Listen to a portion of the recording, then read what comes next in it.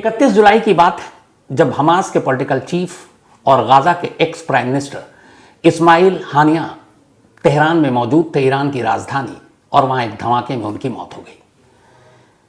इस मौत के बाद तमाम तरह की बातें मीडिया में आई कि हानिया की मौत कैसे हुई। कहा गया कि नॉर्थ तेहरान के जिस बिल्डिंग के जिस अपार्टमेंट में रुके हुए थे वहां किसी मिसाइल के जरिए या फिर ड्रोन के जरिए या फिर प्लेन के जरिए एयर स्ट्राइक हुआ और उसमें मौत हो गई। और इसके पीछे ईरान ने पहले दिन से इल्ज़ाम लगाया कि इजराइल का हाथ है। अब हानिया वो शख्स है जो 27 अक्टूबर 2023 को जब इजराइल पर हमला किया हमास के मिलिट्री विंग ने, तो उसके बाद से लगातार फिलिस्तीन, हमास और इजराइल के बीच जंग के हालात बने हुए हैं, हमले लगातार हो रहे हैं। पर कुछ लोग हैं जो इसके बीच में एक शांति समझौता करने की कोशिश में लगे हुए हैं, क्योंकि बहुत सारे इजरायली नागरिक 100 से ज़्यादा हमास के पास अब भी बंधक हैं। और इसमें चाहे वो कतर हो या फिर हमास के पॉलिटिकल विंग के हेड इस्माइल हानिया, ये भी इस निगोशिएशन में साथ हैं और बातचीत के जरिए इसका हल निकालना चाहते हैं। लेकिन उन्हीं इस्माइल हानिया की तेहरान में उस वक्त मौत हो जाती है जब वो ईरान के नए राष्ट्रपति उनके शपथ समारोह में हिस्सा लेने के लिए तेहरान पहुंचते हैं। शपथ समारोह में हिस्सा लेने के बाद वो तेहरान के ही एक इलाके में जो बेहद महफूज सुरक्षित है वहाँ जाकर रुकते हैं और देर रात 2 बजे उसी घर में एक हमला होता है और उसमें धमाके में हानिया की मौत हो जाती है। लेकिन यह हमला हुआ कैसे था? क्या इस हमले के पीछे मिसाइल अटैक था, ड्रोन के जरिए किया गया था, प्लेन के जरिए किया गया था, क्या था? तो अब इसका खुलासा हुआ है, एक सनसनीखेज खुलासा ये कि कैसे हानिया की मौत की साजिश मोसाद कई बरसों से बुन रहा था। मोसाद यानी कि इजरायली खुफिया एजेंसी, दुनिया की सबसे शातिर, सबसे तेज तर्रार खुफिया एजेंसी। तो इस मोसाद ने हानिया की मौत के लिए बरसों कोशिश की और आखिरकार मोसाद इसमें कामयाब रहा। लेकिन यह साजिश बुनी कैसे गई, इसकी शुरुआत कैसे हुई? तो जो सबसे बड़ा खुलासा हुआ वो ये कि जिस घर में हानिया थे और जहां धमाके में मौत हुई वहां कोई एयर स्ट्राइक नहीं हुआ, किसी मिसाइल से हमला नहीं किया गया, किसी ड्रोन के जरिए हमला नहीं किया गया, बल्कि जिस घर में हानिया रुके थे उस घर के अंदर करीब 6 से 8 हफ्ते पहले ही बॉम्ब रखा गया था और यह बॉम्ब मोसाद के जरिए रखा गया था। अब ईरान की राजधानी तेहरान की एक सबसे महफूज और सुरक्षित जगह और वहां पर मोसाद घुसकर बॉम्ब रख के निकल जाए, क्या यह मुमकिन है? तो पूरी कहानी आपके सामने पेश है। इस कहानी की शुरुआत होती है 20 मई को। याद होगा आपको, 20 मई को ईरान के तब के राष्ट्रपति इब्राहिम रईसी की एक हेलीकॉप्टर दुर्घटना में मौत हो जाती है और जिस हेलीकॉप्टर में वो सवार थे उसमें उनके विदेश मंत्री भी थे और इसके अलावा 6 और लोग थे, कुल 8 लोग थे। और ईस्ट अजरबैजान की पहाड़ी पर ये हेलीकॉप्टर क्रैश होता है। उस क्रैश के बाद उंगलियां उठी कि हादसा था या फिर साजिश। उंगली इजराइल की तरफ भी उठी क्योंकि 1 महीने पहले यानी 20 मई को यह हादसा हुआ और अप्रैल में ईरान ने इजराइल पर ड्रोन अटैक किया था। तो क्या ये वो बदला था? इस चॉपर के क्रैश की जांच अभी तक सामने नहीं आई है और ये भी पता नहीं चला है कि ये मौसम की वजह से हादसा हुआ या इसके पीछे साजिश थी। लेकिन कहानी यहीं से शुरू होती है। 20 मई 2024 जब ईरान के राष्ट्रपति की मौत हो गई। अब उनकी मौत के बाद जाहिर है ईरान में एक नए राष्ट्रपति को चुना जाना था और नए राष्ट्रपति को चुनने की कवायद शुरू हुई। लेकिन ये कहानी उससे पहले ही शुरू हो गई थी। हमास के चीफ इस्माइल हानिया 2017 के बाद से लगातार दोहा की राजधानी कतर में रह रहे हैं और कतर से ही वो कुछ अपने जो मित्र देश हैं वहां आना जाना था। मोसाद की नज़र लगातार हानिया पर थी और जहां जहां हानिया के जाने की खबर मिलती वहां वहां मोसाद अपनी साजिश के जाल बुनता, लेकिन कामयाबी मिल नहीं रही थी। हालांकि एक ठिकाना पक्का था, वो ये था कि कतर यानी कि दोहा की राजधानी में। लेकिन मोसाद दोहा में हानिया को अपना निशाना नहीं बनाना चाहता था। उसकी वजह ये थी कि कतर भी वो देश था जो गाजा में समझौते के लिए इजराइल के साथ बातचीत कर रहा था और एक तरह से कतर या दोहा आप कहें वो इजराइल के लिए एक दोस्त मुल्क की तरह था। तो अब हानिया को अगर दोहा में मारा जाता तो इजराइल के वैसे ही मिडिल ईस्ट में ज़्यादातर देश दुश्मन हैं, तो एक नए देश को जो दोस्त है उसका दोहा, उसको इजराइल अपना दुश्मन नहीं बनाना चाहता था। इसीलिए उसने तय किया कि वो हानिया की अगर वो मारेगा तो दोहा में नहीं बल्कि किसी और देश में। अब कौन सा ऐसा देश? तो ईरान बेस्ट देश था इसके लिए, क्योंकि ईरान और इजराइल के रिश्ते जगजाहिर हैं, शुरू से ख़राब हैं। ईरान के ऊपर हमास को हमेशा मदद पहुंचाने का भी इल्ज़ाम लगता रहा है। हमास जब भी स्ट्राइक करता, उनकी जो मिलिट्री विंग है, उस हमले में भी ईरान जो है उनको सपोर्ट करता रहा है। तो अगर ईरान की सरजमीन पर हानिया यानी कि हमास चीफ की मौत हो जाती है तो ईरान से पहले से ही दुश्मनी, और क्या दुश्मनी बढ़ेगी। तो यही सोचकर मोसाद ने अब अपने ऑपरेशन की शुरुआत की, और इसकी वजह ये थी कि मोसाद को ये जानकारी मिली, चूंकि ईरान दोस्त है, तो हमास चीफ अक्सर ईरान की राजधानी तेहरान का दौरा किया करते थे। कई बार गए, लेकिन हर बार जब वो जाते तो बड़े गुपचुप तरीके से, खुफिया तरीके से, क्योंकि इससे पहले भी हानिया पर कई बार हमला हो चुका था, उन्हें भी पता था मोसाद पीछे है, तो अपनी यात्रा को बड़ा गुप्त रखते थे। लेकिन ये खबर आती थी कि वो तेहरान जाते रहते हैं। ईरानी मीडिया, टीवी तक में उनकी तस्वीरें तब नहीं आती थी। तो आखिर में इजराइल ने तय किया कि अगर हानिया को कहीं मारना है तो ईरान ही है, क्योंकि तेहरान वो अक्सर आते जाते रहते हैं। लेकिन तेहरान में कैसे मारा जाए, और सबसे बड़ी बात यह कि तेहरान जब हानिया पहुंचे तो यह खबर कैसे हो कि वो वाकई पहुंच गए हैं, क्योंकि गुपचुप तरीके से उनका दौरा होता है। यहीं से मोसाद ने अपनी प्लानिंग शुरू की। अब इसी प्लानिंग के तहत ये 20 मई वाला हादसा आ जाता है, ईरानी प्रेसिडेंट का हेलीकॉप्टर क्रैश में मौत। अब इस मौत के बाद जाहिर सी बात है कि ईरान में एक नए राष्ट्रपति को चुना जाना था। नए राष्ट्रपति चुने गए। अब उनका शपथ समारोह रखा गया, और वो था 31 जुलाई को। इस शपथ समारोह में 80 से ज़्यादा ईरान के जो मित्र देश थे और उनके अधिकारी, उनके रहनुमा, सरबराह, वो लोग शपथ समारोह में शामिल होने के लिए तेहरान पहुंचे। और मोसाद को मालूम था कि जो हमास चीफ है इस्माइल हानिया, वो भी पक्का तेहरान पहुंचेगा नए राष्ट्रपति के शपथ ग्रहण समारोह में। और इसी की प्लानिंग 2-2.5 महीने पहले शुरू हो गई। जब 20 मई को चॉपर क्रैश किया गया, तभी मोसाद अपने काम में जुट गया। मोसाद या दुनिया की कोई भी खुफिया एजेंसी जब किसी देश में काम करती है तो वहाँ के लोगों के बीच में भी घुसपैठ बनाती है, वहाँ की एजेंसियों में भी, वहाँ के फोर्सेज में भी। अब ईरान में 2 जानी मानी फोर्सेज हैं। एक है इस्लामिक रिवोल्यूशनरी गार्ड, जो वहाँ की सबसे इलीट फोर्स मानी जाती है, सबसे मजबूत, और एक है कुद्स फोर्स। तो ये दोनों फोर्स, मोसाद को ये जानकारी मिल चुकी है कि अक्सर तेहरान में आते हैं हानिया। इसके बाद जब जानकारी जुटानी शुरू हुई तो पता चला कि जब वो तेहरान आते हैं तो एक ख़ास जगह पर ठहरते हैं, और वो जगह है नॉर्थ तेहरान में एक ऐसा इलाका जो इस्लामिक रिवोल्यूशनरी गार्ड की सुरक्षा में रहता है 24 घंटे, मतलब हाई सिक्योरिटी प्लेस। और उस नॉर्थ तेहरान की उस जगह का नाम है, जो उस कंपाउंड का, निशात। निशात का मतलब होता है जॉयफुल, खुशी, खुशगवार। तो ये नॉर्थ तेहरान में एक जगह है, एक बड़ा सा कंपाउंड है, और ये बहुत ही हाई सिक्योर ये पूरा कंपाउंड है।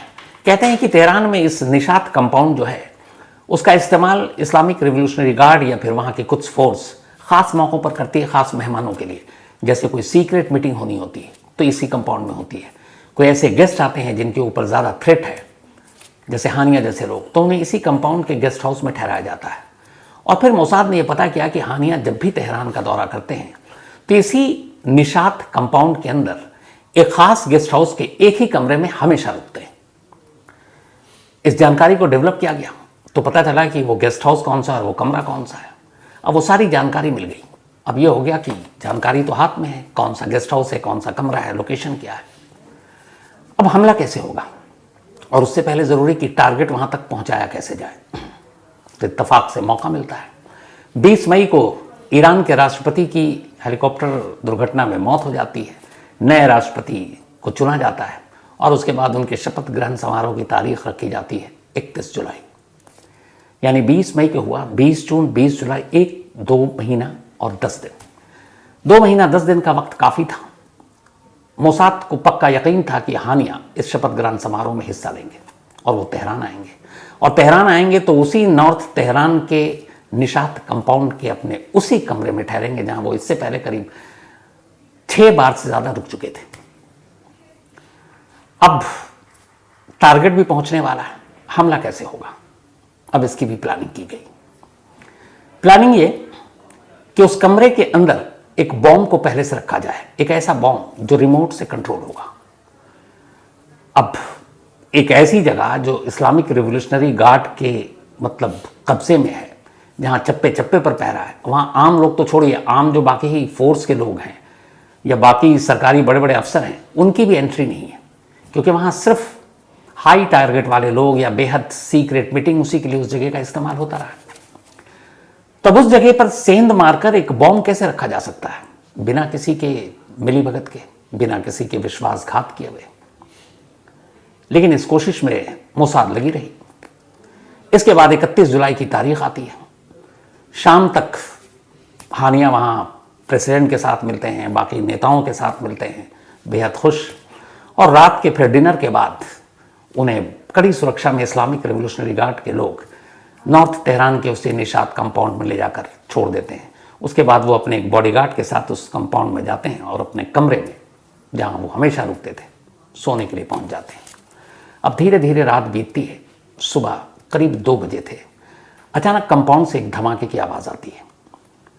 जितने भी वहाँ गार्ड थे वो भाग कर जाते हैं जहाँ से धुआं उठ रहा है। जब वो भाग कर गए तो देखा कि धुआं उसी कमरे से उठ रहा है जिस कमरे में हानिया रुके थे। उस कमरे की एक दीवार ढह चुकी थी, कुछ जो खिड़कियाँ थी उसके शीशे टूट चुके थे। इत्तेफाक से इस कंपाउंड में इमरजेंसी के लिए हमेशा मेडिकल स्टाफ भी मौजूद रहा करता था। फौरन मेडिकल स्टाफ को बुलाया गया। वो कमरे में पहुँचे, वहाँ देखे तो हानिया की मौत हो चुकी थी। गार्ड की सांसें चल रही थी, लेकिन जब तक उसका ट्रीटमेंट शुरू होता उसकी भी मौत हो गई। उस एक कमरे की उस दीवार को छोड़कर बाकी कंपाउंड में कहीं कोई नुकसान नहीं हुआ। हालांकि उसी कमरे के बराबर में फिलिस्तीन से ही जुड़े हुए इस आंदोलन से 3 और नेता रुके हुए थे, ठीक बराबर वाले कमरे में, लेकिन वहां कुछ नुकसान नहीं हुआ। अब जैसे ही इस हादसे की खबर मिली, फौरन कुद्स गार्ड और इस्लामिक रेवोल्यूशनरी गार्ड के सीनियर अफसरों को खबर दी गई उस कंपाउंड से। उनके चीफ वहाँ भागे भागे पहुँचे। वहाँ उन्होंने अपनी आंखों से देखा और जब उन्हें यकीन हो गया कि यह हानिया की ही लाश है, तो फिर फौरन जो इस्लामिक रेवोल्यूशनरी गार्ड के चीफ हैं, कमांडर इन चीफ, वो पहुँचते हैं ईरान के सुप्रीम कमांडर आयतुल्लाह खुमैनी के पास। देर रात उन्हें उठाया जाता है और बताया जाता है कि ऐसे ऐसे एक धमाके में हमास चीफ हानिया की मौत हो गई और साथ ही उनके बॉडीगार्ड की। उसके बाद आयतुल्लाह खुमैनी अपने घर पे एक मीटिंग बुलाते हैं और कहते हैं कि हानिया की मौत का बदला लेने के लिए इजराइल पर हमला ज़रूरी है। अब यहाँ तक बात आ गई। अगले दिन अब तेहरान के और ईरान के तमाम मीडिया में खबर आती है। खबर ये कि हानिया की मौत एक एयर स्ट्राइक में हुई, किसी मिसाइल अटैक के जरिए मिसाइल से हमला किया गया और शायद ड्रोन और बाकी चीज़ों से यही चला। लेकिन जब शुरुआती तफ्तीश हुई और जाँच हुई इस्लामिक रेवोल्यूशनरी गार्ड और कुड्स फोर्स के जरिए, तो उन्होंने पाया कि उस जिस कमरे के अंदर हानिया रुके हुए थे, उस कमरे में कहीं से भी बाहर से किसी ऑब्जेक्ट के आने की कोई निशानी नहीं है। जैसे अगर एयर स्ट्राइक होगा, मिसाइल होगा, ड्रोन से हमला होगा तो बाहर से छत, दीवार या कुछ तो होगी, लेकिन वहाँ जो धमाके के निशान थे वो कमरे के अंदर की तरफ से थे। तो इससे फिर ये थ्योरी खत्म हो गई कि ये एयर स्ट्राइक था। तो जो बाकी चीज़ों की तफ्तीश की गई तो पता चला कि ये बॉम्ब इसी कमरे के अंदर रखा हुआ था। और जो बॉम्ब था, जब उसकी जांच की गई बाद में फॉरेंसिक टीमों ने की, तो पता चला कि इसको एक रिमोट के जरिए डेटोनेट किया जाना था। मतलब ये रिमोट बम था और उस रिमोट से इसको बॉम्ब को ब्लास्ट करना था। अब सवाल ये था कि तेहरान की सबसे सुरक्षित और महफूज जगह पर एक बॉम्ब को कौन रख सकता है? तो फिर सारी चीज़ें जब हुई तो पता चला कि बॉम्ब अभी का रखा हुआ नहीं है, क्योंकि हाल के वक्त में कई चीज़ें हुई थी उसी कंपाउंड के अंदर। तो फिर अंदाज़ा लगाया गया कि ये बॉम्ब कम से कम 6 से 8 हफ्ते पहले इस कमरे में रखा गया। अब एक बॉम्ब का उस कमरे में रखा जाना इस्लामिक रेवोल्यूशनरी गार्ड या फिर कुद्स फोर्स, ईरान की इंटेलिजेंस एजेंसियां, इन सब के ऊपर एक बड़ी नाकामी का धब्बा थी। क्योंकि हानिया जैसा टारगेट हमास चीफ, जब जहाँ पे उसको रखा जाता है उससे पहले बाकायदा उसकी रेकी होती, तलाशी ली जाती, इवन एंटी बॉम्ब स्क्वाड और ये सारी चीज़ें होती हैं।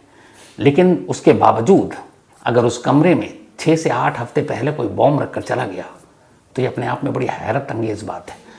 और अगर मोसाद ने ही ये सब कुछ किया जो अब तक क्लियर है, तो फिर मोसाद के एजेंट वहाँ जाकर बॉम्ब रखकर निकल जाएं ये लगभग नामुमकिन है। तो फिर ये बॉम्ब वहाँ तक पहुँचा कैसे? तो शुरुआती जांच में तो यही निकल रहा है कि कोई विश्वासघाती है, यानी अपने लोग, चाहे वो इस्लामिक रेवोल्यूशनरी गार्ड के हों, कुछ फोर्स के हैं, या फिर उस कंपाउंड के वो लोग जिनके पास अथॉरिटी है। या बहुत मुमकिन है कि इस्लामिक रेवोल्यूशनरी गार्ड में ही मोसाद के एजेंट हों या कुछ फोर्स में हों और जिन्होंने ये सारी प्लानिंग की।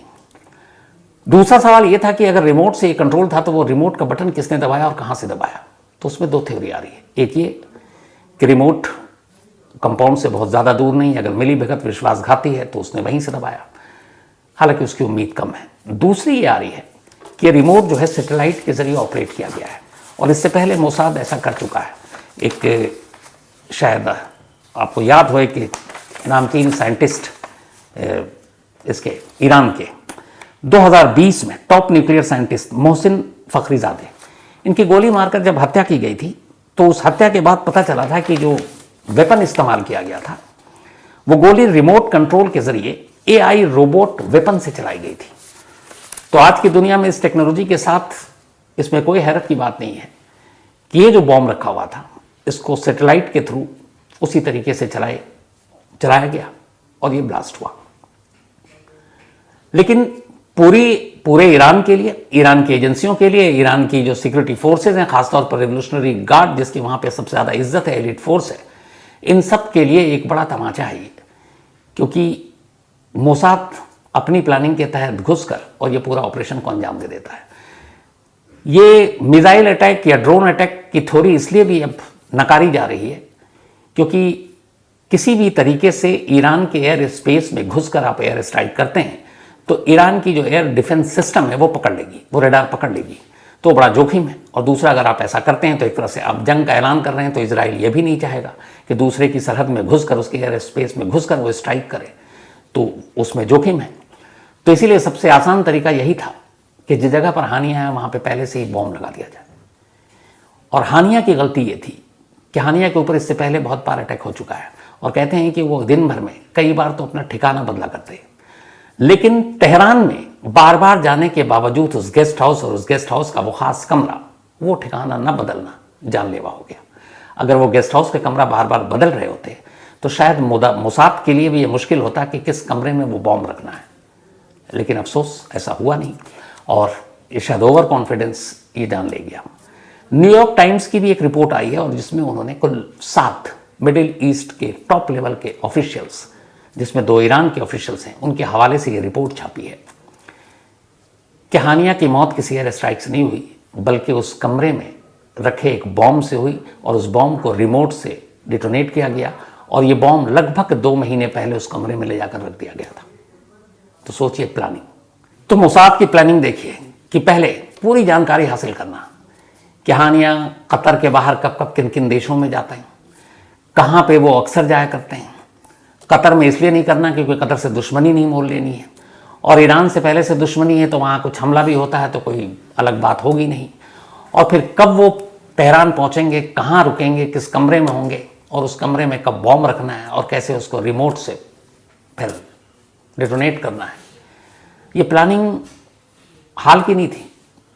जो सोर्सेज उनके हिसाब से ये प्लानिंग जो है हानिया को मारने की कई बरस से चल रही थी, और आखिर में जब तेहरान का ये लोकेशन मोसाद को कंफर्म हो गया इस निशात कंपाउंड का, उसके बाद फिर ये हुआ कि उस कंपाउंड तक कैसे पहुंचा जाए और फिर वहाँ पे किस तरीके से, किस वेपन से मारा जाए, फिर उसकी प्लानिंग हुई।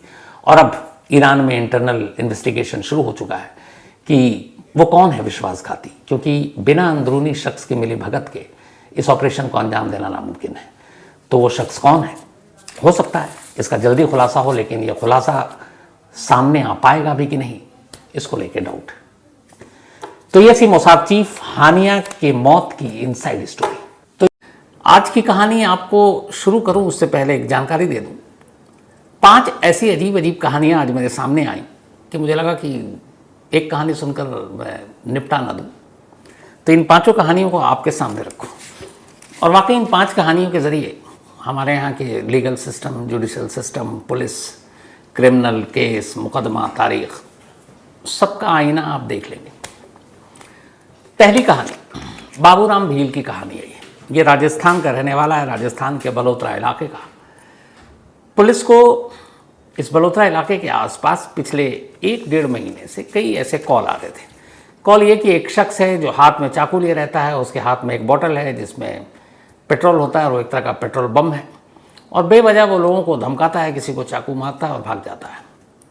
अब ऐसा सिरफिरा इस इलाके में पुलिस के लिए परेशानी की वजह, पुलिस ढूंढती है पर वो मिलता नहीं है। तभी अभी 19 जुलाई को इसी इलाके में एक स्कूल है, उस स्कूल का नाम है गवर्नमेंट हायर प्राइमरी स्कूल चुल्ली बेरा, इसी इलाके में ये स्कूल। और लोकल पुलिस को एक कॉल आता है। कॉल सुनते ही पुलिस वालों की हवा ख़राब हो जाती है। कॉल करने वाले ने ये बताया कि इस स्कूल में एक सिरफिरा घुस गया, उसके हाथ में चाकू है और एक बोतल है, और वो बता रहा है कि ये पेट्रोल बम है, और उसने इन्हीं दोनों हथियारों के बल पर स्कूल के बच्चों को एक तरह से बंधक बना लिया है, और कुछ टीचर भी उसकी चपेट में। खबर संगीन थी, बच्चों का स्कूल, कुछ भी हो सकता है। फ़ौरन पुलिस अपनी फोर्स के साथ स्कूल में पहुंचती है, लेकिन वहां पहुंचने में पता चलता है कि उस सिरफिरे ने तब तक 2 टीचर पर चाकू से हमला कर दिया था। दोनों घायल भी हुए। उनको किसी तरह वहां से निकाला गया और ले जाकर हॉस्पिटल पहुंचाया गया। बाद में पुलिस मौके पर पहुंचती है और उसके बाद बाबूलाल भील को गिरफ्तार कर लेती है। गिरफ्तारी के बाद ही पता चलता है कि ये कौन है, कहाँ का है, क्या है। तो गिरफ्तारी के बाद उससे पूछताछ की गई तो पता चला कि ये बलोत्रा गांव का है, नाम बाबूराम भील है। अब पुलिस उससे पूछती है कि भाई एक स्कूल में घुसकर तुम स्टूडेंट्स को बंधक क्यों बना रहे हो, मामला क्या है। इसके बाद जब वो बोलना शुरू करता है तो खुद पुलिस हैरान थी। आमतौर पर कोई भी क्रिमिनल क्राइम करने के बाद सबसे पहले पुलिस से दूर भागने की कोशिश करता है, लेकिन यहाँ उल्टा था। पुलिस जब इस तरह के केस के बारे में पूछ रही थी कि इस स्कूल से पहले तुमने क्या क्या किया, तो वो तोते की तरह बता रहा था कि मैंने इससे पहले उस इलाके में एक को चाकू मारा, एक और को मारा, मैंने एक उसको बोतल दिखाकर कि ये बॉम्ब है, मैंने उसको डराया। और लास्ट में कहता है कि साहब ये सब तो मैं आप ही के लिए कर रहा था, आप पुलिस वालों के लिए, ताकि आप आएँ और मुझे पकड़ें, पर आपने आने में बहुत वक्त लगा दिया, मुझे पकड़ने में भी वक्त लगा दिया। तो उसने कहा कि अगर तुम्हें पकड़वाना ही था खुद को तो तुम ही चले आते पुलिस स्टेशन। बोला नहीं, मैं खुद से आता, मैं खुद से पकड़ाता तो फिर बात बनती नहीं। आप मुझे पकड़ें और बहुत सारे लोगों के सामने पकड़ें, मैं यही चाहता था। मैं ये चाहता था कि बहुत सारे लोगों को मैंने मारा, चाकू मारा, क्राइम किया। पुलिस लेकिन मुझे एक्शन के वक्त पकड़े, ये नहीं कि मैं थाने पहुंचूं और उसका वो चाकू रख दूं और पेट्रोल बम रख दूं और कह दूं कि मैं सरेंडर करने आया हूं और मुझे पकड़ लीजिए। बोला उससे मेरा काम ही नहीं बनता। अब पुलिस वाले हैरान कि ये कौन सिरफिरा है जो ऐसी बातें कर रहा है। तो उन्होंने कहा तुम गिरफ्तार क्यों होना चाहते थे, और वो भी कि एक्शन के दौरान तुम्हें पकड़ा जाए, कहीं तुम कोई क्राइम कर रहे हो और उसके बाद कोई खबर आए और पुलिस पहुंचे फिर तुमको गिरफ्तार करे, इससे तुम्हारा भला क्या होगा। फिर पुलिस ने देखा, उसने कहा कि तुम्हारा पिछला रिकॉर्ड तो सब साफ है, तुम ठीक ठाक अपनी नौकरी वोकरी क्या करते थे, तुम्हारे अच्छे खासी ज़मीन है, घर है गांव में, तो ये स्कूल में बच्चों को बंधक बनाना, लोगों को चाकू मारना, पेट्रोल पंप से डराना, ये सब क्यों। तो उसने कहा साहब आपने मुकदमा दर्ज कर लिया। उसने कहा आप तो करेंगे, और ये तो वो है कि जिसमें तुमको ज़मानत भी नहीं मिलेगी, जेल जाओगे। और वो इसको सुनकर खुश। उसने कहा कि आप पूरा नाम पता सब लिख लिया आपने। उसने कहा हाँ जी, जो तुमने बताया, बाबूराम भील, बल्द ये सब कुछ बता दिया। अब वो खुश, बोला अब मेरा काम हो गया। पुलिस वालों को समझ ही में नहीं आया। तब उसने अपनी कहानी सुनाई। उसने कहा देखो, मैं 6 महीने तक बिल्कुल ठीक इंसान था। मैं शहर गया था नौकरी करने के लिए। शहर से जब घर आया तो कुछ गांव की ज़मीन और प्रॉपर्टी, खेत, उसका पहले से ही कुछ सौदा चल रहा था, कुछ चीज़ें बेचनी थी। तो मैं गया, जो गांव के सारे अपने पंचायत और बाकी होते हैं सरकारी अफसरान, तो मैं वहाँ पेपर लेकर गया था कुछ काम कराने। तो वो तो देखकर मुझे ऐसे हुआ जैसे मैं भूत आ गया हूँ। उन्होंने कहा भैया तुम्हारी तो डेथ सर्टिफिकेट तैयार है, तुम कैसे साइन करोगे। और उसने पुलिस को अपनी जेब से निकाल कर वो डेथ सर्टिफिकेट सामने रख दिया थाने में, इस स्कूल के इंसिडेंट के बाद। तो साहब मैं पहले समझा मजाक है, लेकिन फिर मैंने देखा वो वाकई मेरा डेथ सर्टिफिकेट था, बाकायदा उस पर डेट था, इसी साल मेरी मौत हुई है, वक्त जगह सब कुछ लिखा हुआ, सरकारी मोहर है, सरकारी पेपर है, और वो प्रशासन की तरफ से जारी मेरा डेथ सर्टिफिकेट है। बोला मैं हंसा, मैंने कहा क्या मजाक कर रहे हो। मैं दूसरे अफसर के पास गया, बाबू के पास। उसने कहा भाई मैं कुछ नहीं कर सकता, और तुम अब किसी चीज़ पे साइन नहीं कर सकते, तुम मुर्दा हो। तो मैं इधर उधर भटकता रहा, कोई मेरी सुनने को तैयार नहीं। मेरे दोस्त, मेरे घर वाले, वो सब मान रहे हैं कि मैं ज़िंदा हूँ, लेकिन कागज़ पर कोई मुझे ज़िंदा मानने को तैयार ही नहीं, क्योंकि सरकारी कागज़ ने मुझे मुर्दा करार दिया है।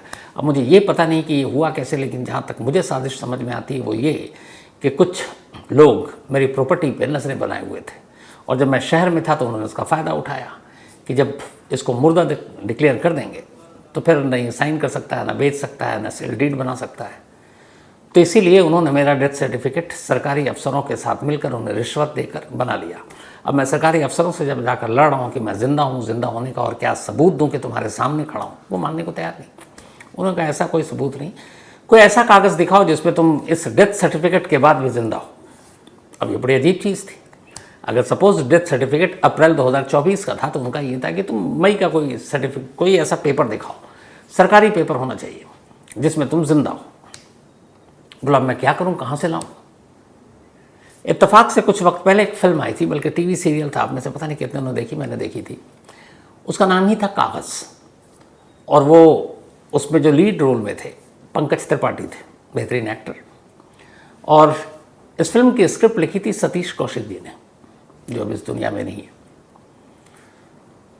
तो वो फिल्म की कहानी यही थी कि कागज़ पे पंकज त्रिपाठी की मौत हो चुकी है और उसके बाद वो किडनैपिंग करता और क्या क्या करता है उसका कैरेक्टर, ताकि सरकारी दस्तावेज में उसका नाम आए। अब पता नहीं, शायद उसने ये कागज़ देख ली। अब उसे तमाम कोशिश कर चुका कि मैं ज़िंदा होने का सबूत दूँ, ज़िंदा होने का सबूत कागज़ पे कहीं आ नहीं रहा है। तो फिर उसे ख्याल आया कि सरकारी पेपर पे ही चाहिए ना, तो 2 पेपर पे मैं देता हूँ, एक पुलिस का FIR और दूसरा अदालत में जब ये मुकदमा चलेगा, जब चार्जशीट दाखिल होगी, अदालत फैसला सुनाएगा, तब जज साहब को भी कहना पड़ेगा कि बाबूराम भील उर्फ फलाने भील, इनको ये सज़ा दी जाती है। एड्रेस भी लिखा होगा उसी गांव बलोत्रा का। बस उसे यह ख्याल आया तो उसने कहा क्या करूं, क्योंकि उसे ये भी पता था कि खुद से थाने में जाकर किसी को थप्पड़ मार के, पुलिस वाले को थप्पड़ मार के, तब तो कहेंगे यार प्लान करके आया। तो उसने कहा कुछ बड़ा करते हैं, और उसके बाद सिर्फ और सिर्फ अपने आप को जो जिंदा है कागज़ में, सरकारी कागज़ में जिंदा दिखाने के लिए उसने जुर्म का रास्ता अख्तियार किया और एक के बाद एक कई लोगों को चाकू मारा। हर बार इंतज़ार करता कि पुलिस पकड़े, पुलिस पकड़ नहीं रही, वो बेचैन हो रहा। फिर उसने कहा कि कुछ बड़ा करते हैं, और वो एक स्कूल में घुस गया। उसने बच्चों को बंधक बनाया, टीचर को 2 चाकू मारा। तब तक किसी ने कॉल कर दिया, पूरी पुलिस की बटालियन पहुंच गई और वो पकड़ाया, और उस दिन उसे खुशी हुई। ये बात अभी की है, 19 जुलाई की। और तब उसे लगा कि अब उसका काम हो गया। जब पुलिस वालों ने सुना तो जो केस है वो तो उसने इंजर्ड किया, बाकी चीज़ें की, उस पर तो सारी धाराएँ लगी। लेकिन जब ये वहाँ के कप्तान SP तक ये बात पहुँची तो उन्होंने कहा कि पैरेलल इसकी भी जांच होनी चाहिए। और अब उसके गांव जाकर उसके ज़िंदा मुर्दा होने, उसके डेथ सर्टिफिकेट की जांच हो रही है। लेकिन बाबूराम भील जो इस वक्त जुडिशियल कस्टडी में यानी कि न्यायिक हिरासत में जेल है, वो बहुत खुश है कि अब मेरे ज़िंदा होने के सर्टिफिकेट से कोई इनकार नहीं कर सकता, क्योंकि कानूनी दस्तावेज़, सरकारी दस्तावेज़, पुलिस की दस्तावेज़, अदालत की दस्तावेज़, और जब मुकदमा शुरू होगा जज साहब की अदालत में, तो जज साहब की बात भला फिर कौन टालेगा। तब मैं कागज़ पर फिर से ज़िंदा हो जाऊंगा। तो सोचिए, कागज़ पर ज़िंदा होने के लिए एक शख्स लगातार 6 महीने से क्राइम कर रहा था। ये कानून की पहली झलक और आईना दिखाया। अब आइए दूसरी कहानी पर आपको आता हूँ। कमाल की कहानियाँ हैं साहब। 1994 में कानपुर में एक केस होता है। एक लड़का कुछ लड़कों के साथ मारपीट करता और फिर एक लड़की के साथ छेड़खानी करता है। उसके ऊपर ये इल्ज़ाम लगाता, पुलिस उसे पकड़ती है, बाद में वो ज़मानत पर छूट जाता है। उसके बाद मुकदमा चलता रहता है। 1994, आज हमें 2024 में 30 साल बीत गए। 30 साल बाद अदालत को ख्याल आया कि 94 का एक मामला है और एक मारपीट और छेड़खानी का मुकदमा है। अब मुकदमा है, कागज़ पे तहरीर है, तो उसको अंजाम तक पहुंचाना है, चाहे आप उसको 2 महीने में पहुंचाए या 20 या 30 साल ले, क्योंकि कानूनी दस्तावेज़ है। तभी तो हमारे यहाँ मुकदमों की भरमार है। 5 करोड़ से ज़्यादा मुकदमे लंबित हैं। अभी 3 दिन पहले ही कानून मंत्री ने लोकसभा में कहा है, और उसमें हाईएस्ट पहले नंबर पर जो सबसे ज़्यादा मुकदमे हैं वो यूपी में ही है। उसकी डिटेल में किसी और दिन सुनाएंगे आपको, पूरा डेटा आ गया हमारे यहाँ, 5 करोड़ से ज़्यादा मुकदमे लंबित। तो खैर 1994 का ये केस था। उसके बाद इस केस के बाद पुलिस ने पकड़ा, ज़मानत पर बाहर आ गया। अब अदालत में रूटीन मुकदमा चलेगा, सेशन कोर्ट में, लोअर कोर्ट में। 94 से पूरा 2000 ख़त्म, 2021 आ गया। उसके बाद अब 2024, अभी 30 साल बीत गए। अब 30 साल के बाद क्या हुआ कि पिछले हफ्ते कोर्ट में इस मुकदमे की याद आई, और उसके बाद हुआ कि भाई ये हो चुका है, चलो अब इसमें फैसला सुनाते हैं। पुलिस जो IO थे, जो सरकारी वकील, उनको कहा गया भाई वो मुलजिम को पेश करो, क्योंकि मुकदमा सुनाना है 30 साल पुराने उस छेड़खानी और मामले के। उस वक्त जो लड़का, मतलब अगर उसने छेड़खानी 15-20 साल में की होगी तो अब कम से कम 50 साल का होगा। तो खैर पुलिस को ये केस ही पता नहीं, याद भी नहीं है। अब वो इलाके में कितने थानेदार बदल गए, SP बदल गए, कप्तान बदल गए इन 30 सालों में, तो कई रिटायर हो गए। बट पुलिस को याद आया कागज़ पर पता वता लिखा हुआ था। पुलिस की एक टीम पहुंचती है कानपुर के एक मोहल्ले में। दानिश नाम था जो अक्यूज़ था। दानिश को कहती है भैया कल अदालत में फैसला होना है, तुझे अदालत चलना। वो कहता मैंने तो कुछ किया नहीं। कहता मैं भूल गया होगा, तो 30 साल पुरानी बात है। वो कहता नहीं। तो पुलिस उसको पकड़ लेती है, पकड़ के लाती है, कहती भैया कल तेरी पेशी है, फैसला करना, तू कहीं जाएगा नहीं। अब उसको बैठा लिया। अगले दिन अब कोर्ट में पेशी। कोर्ट में दानिश को पेश किया गया। जज साहब बैठे, मुकदमा याद किया गया, 1994 का है, अप्रैल के महीने का है। दानिश अक्यूज़ड है, आरोपी है। अब दानिश के घर वाले भी इधर भागे भागे कि भैया हमारे बच्चों को ये लेके चले गए, कुछ किया ही नहीं है, सीधा साधा लड़का है। उन्होंने वकील पकड़ा। अब वहाँ कोर्ट में जब हुआ तो पहले पन्ना खुला 30 साल पुराने केस का, उसका नाम दानिश ही था। उसके बाद ये हुआ कि भाई ये दानिश है तो पहचान क्या है। तो दानिश का जो आधार कार्ड था वो पुलिस ने उससे पहले ही जब्त कर लिया था। उठा के उसने पेश कर दिया कोर्ट में और कहा ये रहा हुजूर इसकी शनाख्ती कार्ड, देख लीजिए दानिश। अब दानिश का जो वकील पहुंचा था उसकी तरफ से, उसने कहा कि भैया मैं भी देखूं। उसने देखा। अब तब तक वकील मुकदमे को सुनकर उसका सर चकरा रहा, हो क्या रहा है। अब जब उसने देखा तो इससे पहले कि जज साहब फैसला सुनाए, दानिश का वकील जज साहब से कहता है जज साहब 1994 के मुकदमे का आप फैसला सुना रहे हैं, एक मारपीट और छेड़खानी का, और ये कटघरे में कानपुर पुलिस ने जिस लड़के को खड़ा कर रखा है 30 साल पुराना केस का आरोपी, ये तो पैदा ही 2002 में हुआ है।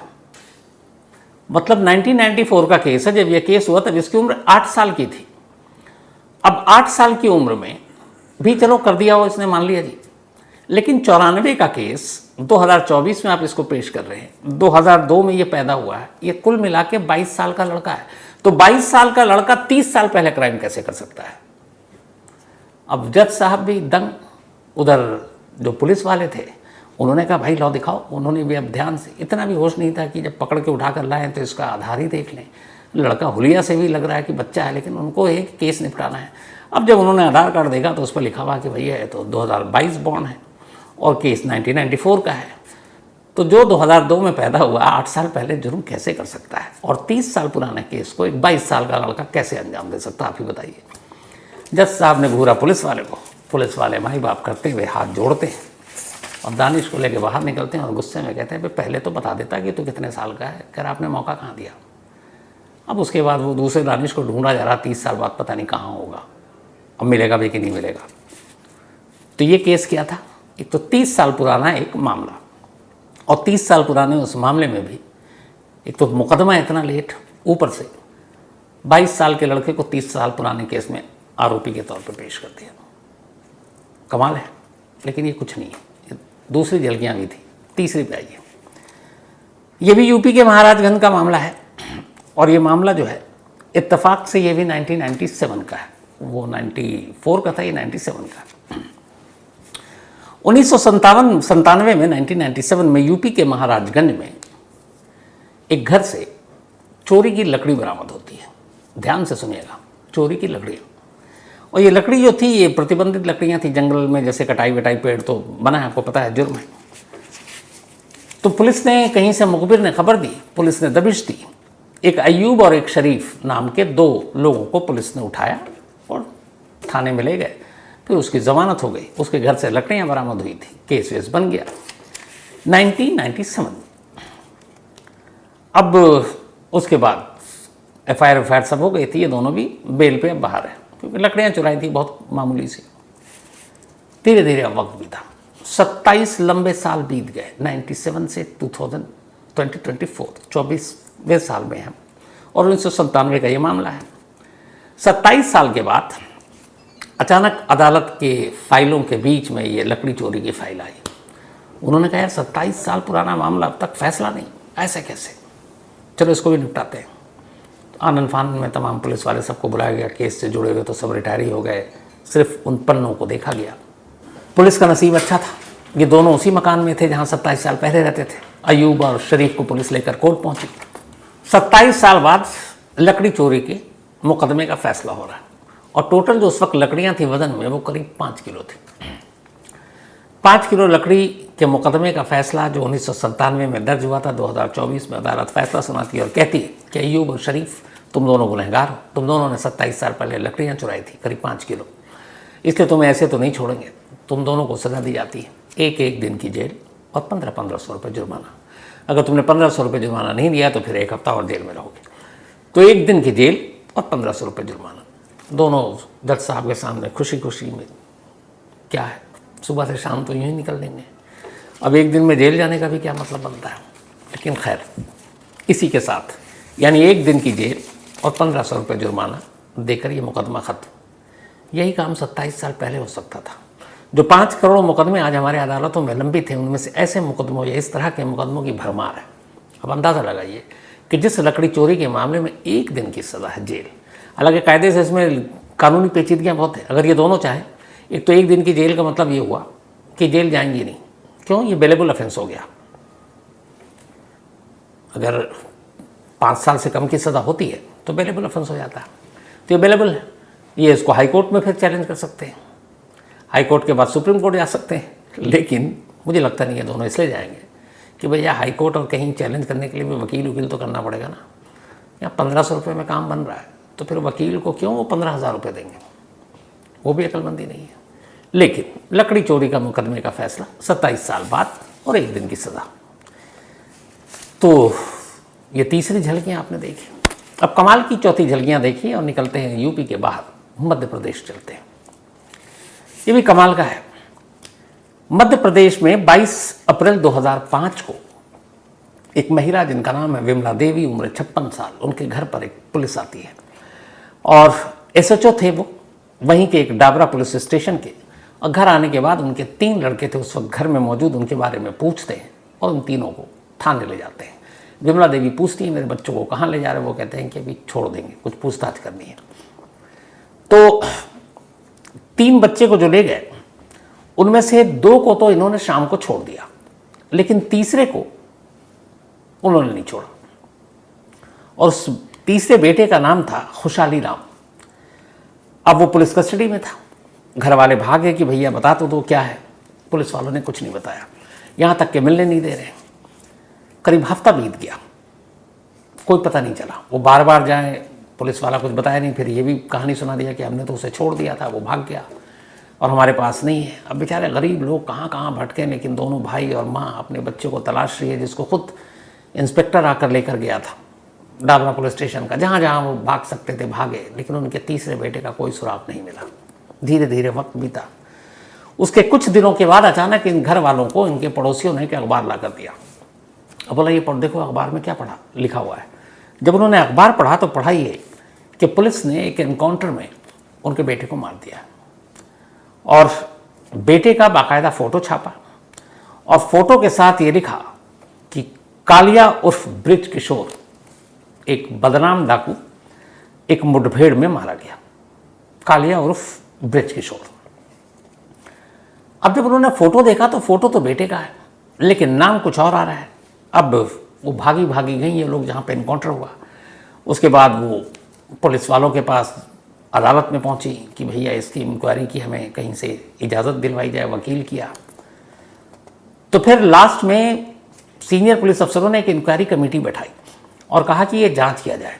जब जांच की तो पता चला कि जिस बंदे का इन्होंने नाम लिखा है, ये कालिया उर्फ ब्रिज किशोर, मशहूर बदनाम क्रिमिनल, वो मारा गया एनकाउंटर में।